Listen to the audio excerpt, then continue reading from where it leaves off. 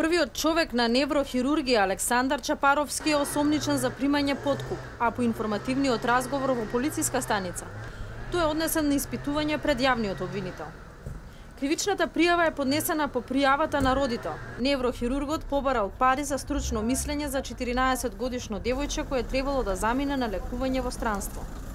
Според информации од полициската истрага, по наредба на обвинителот, по претресите во канцеларијата пронајдени се 30.000 евра, а во домот на докторот 10.000 евра. Сепак пријавата е подкрепена со 1.000 обележани евра, пари кои неофицијално биле барани од подкуп од пациентот. По информацијата се огласи и лекарската комора, дека правото на презумпција на невиност важи се до завршување на постапката. Со тоа не се бега од одговорност, туку се бара почитување на правото, соопштуваат од комората.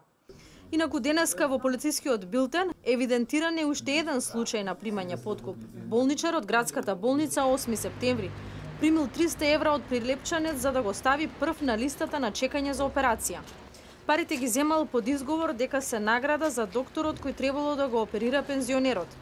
Пријавил синот на оштетениот, а доказ се 6 бележани банкноти од по 50 евра кои му ги предал на болничарот во кафеана, пошто полицијата го апсила.